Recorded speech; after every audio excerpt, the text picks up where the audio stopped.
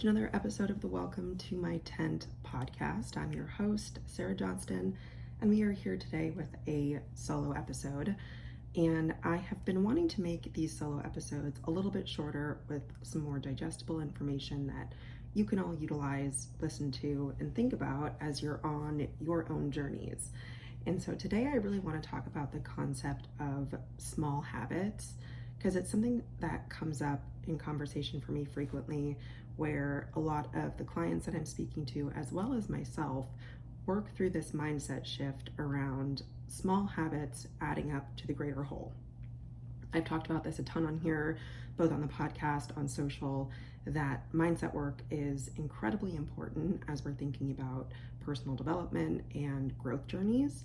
And it's oftentimes one of the harder things for people to wrap their head around, because physical improvement is easier to see and easier to feel. So while fitness is a large portion of a lot of people's personal development journeys, it is much easier to feel that you are sore from a workout than it is to see that your mindset is shifting and developing alongside this growth journey. So I want to talk about small habits, because a lot of times what I see, and I have done this also myself, is people catch themselves saying, is that 5 minutes that I just did moving the needle? Or is that thing that I just checked off my list even enough to make an impact? And I get it, because it's hard to embrace the long-term game and the long-term mindset often when we're thinking about what this looks like for us later down the line. And again, it's like a lot of us want to see an immediate turn and an immediate impact because that feels good, and it a lot of times is very encouraging for us to keep going. But the way that I think about small habits is I think of it like Legos. And yes, I do have a 2-year-old, so maybe that's just what is really driving with me right now. But I think of it like Legos, because a lot of these Lego sets are very intricate and very large. And if you get to the end product and you have created this sometimes very impressive Lego creation, it is compiled of a lot of teeny tiny pieces. Also, the teeny tiny pieces that you may step on, which hurt like hell. If you know, you know. But when you look at this greater compilation, you see that this creation has been compiled of a ton of small pieces. And that's how I think about small habits, is a piece of that puzzle that then adds up eventually to something that is completed and created and whole. And yes, I understand that that completed piece oftentimes feels more impressive to show and impressive to talk about, but it really is important to see and evaluate all of those little tiny actions along the way that you did in order to get to that end destination. So the piece to this that I really want to make clear is you also cannot get to a completed Lego rocket ship, maybe, for example, without staying consistent with putting those small pieces into the puzzle. The consistency piece is where I also see a big disconnect, because the small habits may feel frustrating and may not feel like they're making this immediate impact, and they may not feel as good as something that gives more instant gratification. But they're really important, because if we don't do those consistently, the end destination will never arrive or will never get completed.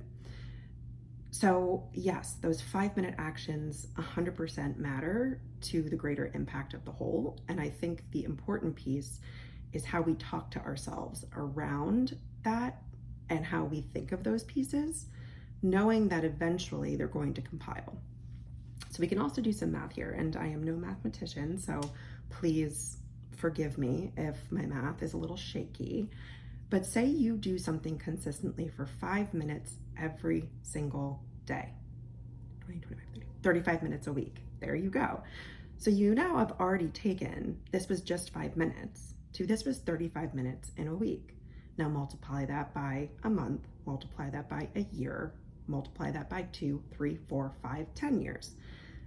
And then how much of that time is actually completely grown over the course of those days, weeks, months, and years. We need to remind ourselves of these things, especially because a lot of us are very strapped on time. We have very busy schedules, we have very busy lives, and we have things that are pulling us in a lot of different directions. And this is also another piece to the puzzle that I want to talk about, because oftentimes growth is not glamorous. And marketing would tell us otherwise, right? There are these things out there, this $800 product that will change your life immediately. And there's this $300 meal service that's going to completely revamp your health and your life. And while some of these things are probably great products, and we all have the right to make decisions on where we put our money, oftentimes growth can be incredibly not sexy. And I think that throws some people off, because we see a lot of people only talking about their, first off, finished product. So they're not even really telling us the steps they took along the way, and those tiny little pieces and those breadcrumbs that they've collected over the course of time to show us that final, pretty, wrapped up with a bow product. And they're also not showing us that, or the course of action that they took to get there. Because it is just this, boiling it down to a small habit done consistently. I'll give you a real life example that I went through the other day, because one of my goals in my personal development self-growth journey is to both cook more at home and save money. Those two do go hand in hand in aspects, because, grocery shopping and getting your groceries and cooking by nature does save you money. But I'm looking into the financial wealth and aspect and health of my life in total. But those are two goals that I'm really working on right now, to become a little bit more consistent with my habits on cooking and eating my own food, and then also just thinking about saving money and being financially stable. So the other night I was exhausted. I was so tired, and all I wanted to do was get on Uber Eats and order delivery. And everything is so expensive right now. I feel like even just for a personal dinner, I can't get away without spending at least $50 on Uber Eats. And so I decided to implement a small action that I could do that would turn a little bit of a profit for me and would move the needle just slightly. And so what I did was I made a very boring, very unsexy egg sandwich.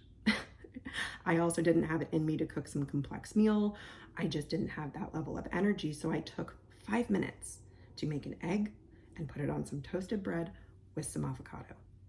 And that right there was a 5-minute action that will compile to the greater whole. And think about that, how that's interconnected now into a bunch of other different things. So I both worked on a habit that was going towards my goal of cooking more and finances, because I ended up saving that money that I was going to spend. But I also started to trust myself more with my consistency.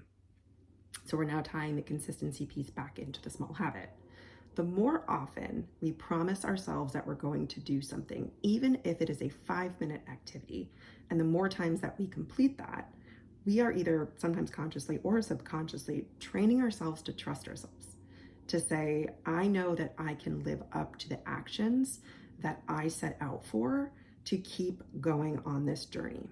The more times that we resist that and decide to not do that small habit, the more comfortable we get with just saying, it doesn't really matter, it's not that big of a deal. Should I have maybe said, fine, I'll just order the food? The next time that this issue comes around for me, or this resistance and this roadblock comes around for me, I would say, it felt really good to do that. I'm just gonna do it, fine. I did it last time, fine. I'll just do it again. As opposed to, Sarah, you know that you've been here before, and you know that you can get up and spend the 5 minutes to do something that's going to benefit you in the long term. So the more often that I accomplish these small habits and these small routines, the more trust I have with myself, and the more ability I have to feel like I can contain and gain that consistency that I need to make that long term. So now, of course, there's days where we will want to order in and treat ourselves. We let ourselves have those small luxuries here and there.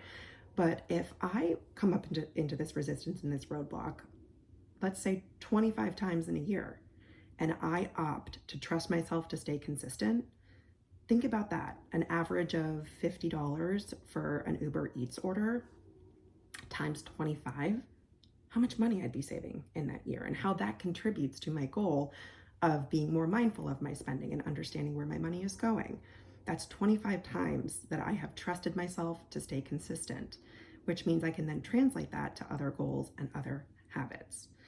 So it's a building process. All of these blocks are interconnected into each other, and the one piece fits into the next and the next into the next, which then ends up giving me that final finished product. Let's take this one step further. Should I have a monetary amount on my financial goal? So say I want to save $2,000 in a year and to have that in an emergency fund or a slush fund. When I look at it in one singular day, I only save 50 bucks. Like, it's not that big of a deal. But like we just mentioned, should I do that 25 times in a year? Think about how much that's contributing to that slush fund. And that's just one piece. That's one of the little Lego pieces. That one day I did it. And the next day it's a second Lego piece, and third and fourth and fifth, and so on and so forth. But what I think it's important to show, especially as a coach and as someone that works with people, are those small, very unsexy moments, those 5 minutes that I took. So eventually, when I do share this little pretty bow, wrapped up bowed thing of look at my $2,000 that I saved, I can then also say these were the steps that I took to get there. And it wasn't some big fancy thing I had to purchase, and it wasn't some, multi-thousand-dollar investment that I had to make into anything. It was a really typical boring action that I did. And so I think it's important to talk about this stuff. And I just have been talking to a lot of my clients recently on what this looks like for them, where people often get discouraged that they feel like what they're doing is not making a difference. And if you find yourself in a position like this, I really encourage you to sit down and think about all of the very small habits that you do, maybe within a given day or over the course of the week. It does not even have to be every single day of the week. And start to understand what that looks like in a broader sense. What that 5 minutes of maybe journaling or meditation does for you in a day, a week, a year, and then years and years plus. Maybe what that walk around the block at the end of the night does for your mental health in that given day, but also what that does to your step goal and to your exercise and fitness goals. I think we really need to take a broader look at what all of this is doing to also understand if we're finding resistance or we don't want to do something, not just having to hang our hats on what it does for us in the immediate term. Being able to then critically think and say, okay, well, I know if I do this now, first off, I'm going to gain that trust with myself, and I'm going to prove to myself that I can stick to my word. So the next time this comes around, I'm not as intimidated. And also, I know that based on what I've thought about and looked at, in a year's time, here is why this moment matters. So that's what I wanted to chat about today. It's a pretty brief and quick episode and thought. But I've really been thinking about these small changes that I have been making and encouraging my clients to make, because they play alongside the really big other stuff that we have to do. And I find typically people are a little less discouraged or intimidated by these small habits. It's a little bit easier to incorporate them into our lives. So it is possible to find very big impacts with small changes and small activities. We don't need 4 hours a day to be implementing these complex and insane routines. I don't really personally know anyone who has 4 spare hours a day to do anything, let alone do something for themselves. We're all really pressed for time, and I feel like a lot of us, many of us, myself included, also find it uncomfortable to put ourselves first. And so maybe starting with these small habits that we can do consistently builds that routine, it builds that trust, and it really helps set you up to understand what this looks like in the broader sense and in the greater gains. So that is my motto for you on this Friday. If it's Friday when you are listening, happy Friday, we made it. My husband is finally back from a work trip. He has been gone since Sunday, so I have been solo parenting this week, which is maybe why this has been in my brain, because I feel like a lot of the big stuff that I wanted to get to this week did not happen, and that is okay. But a lot of my small action steps did get completed, and for that I am proud, because I know that they are tallying up and adding up to the greater whole, my little Lego pieces that I've collected this entire week. I hope you all have a fantastic rest of your day and your week. We'll be back next week with some more episodes of the Welcome to My Tent podcast. As always, thank you so incredibly much for being here. I don't think I can convey in words properly how much appreciation I have for everyone who takes the time to listen and engage with me and share their thoughts about this podcast. You really have made this girl's dreams come true. So I appreciate you. Thank you. Have a great day. Love you. Bye.